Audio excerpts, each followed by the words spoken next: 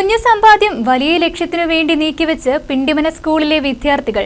സമാനതകളില്ലാത്ത ദുരന്തം നേരിട്ട വയനാട്ടിലെ ജനതയ്ക്ക് കൈത്താങ്ങാകുവാൻ പിണ്ടിമന സ്കൂളിലെ കുട്ടികൾ തങ്ങളുടെ കുഞ്ഞു സമ്പാദ്യം ചേർത്തുവെച്ച് 13,080 രൂപ മുഖ്യമന്ത്രിയുടെ ദുരിതാശ്വാസ നിധിയിലേക്ക് സംഭാവന നൽകി.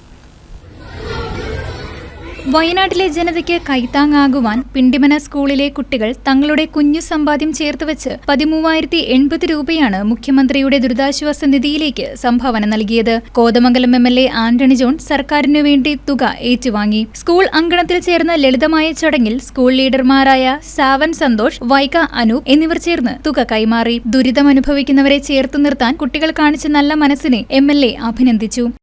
നമ്മുടെ പിണ്ടിമന സ്കൂളടക്കം നിരവധി സ്കൂളുകളിലെ കുഞ്ഞുമക്കൾ നിങ്ങളുടെ ചെറിയ ചെറിയ സമ്പാദ്യങ്ങൾ അത് സ്വരുക്കൂട്ടി വെച്ചുകൊണ്ട് നിങ്ങളുടെ ഇപ്പോൾ നമുക്കറിയാം അവിടെ വെള്ളാർമല സ്കൂളിനെ സംബന്ധിച്ചൊക്കെ നമ്മൾ മാധ്യമങ്ങളിൽ കണ്ടതാണ്.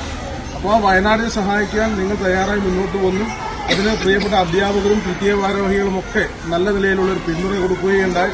ഏതായാലും കുഞ്ഞു മനസ്സിൽ നല്ലൊരു സന്ദേശം, നമ്മുടെ സഹോദരങ്ങളെ സഹജീവികളെ സ്നേഹിക്കുക, കഷ്ടത അനുഭവിക്കുന്നതോടൊപ്പം നിൽക്കാനുള്ള ആ ഒരു മനസ്സ് നന്നേ ചെറിയ പ്രായത്തിൽ തന്നെ കാണിച്ച നിങ്ങളെല്ലാം ഞാൻ ഈ അവസരത്തിൽ ഒരിക്കൽ കൂടി സംസ്ഥാന ഗവൺമെന്റിന് വേണ്ടി പ്രത്യേകം അഭിനന്ദിച്ചുകൊണ്ട് നിങ്ങൾ വയനാടിനായി സമാഹരിച്ചിട്ടുള്ള നിങ്ങളുടെ ആ ചെറിയൊരു വിഹിതം ഞാൻ കൈപ്പറ്റിയതായി അറിയിച്ചു.